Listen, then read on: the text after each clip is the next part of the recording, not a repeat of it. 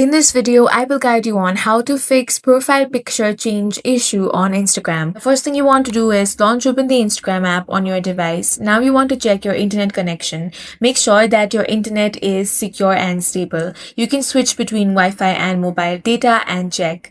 You can also turn on the flight mode on. Now wait for at least 5 to 10 seconds. Then you want to turn this option off. This should refresh your connection. Now go ahead and try to change your profile picture and see if that fixes the issue. If not, then you want to restart the app. For that, close the app completely.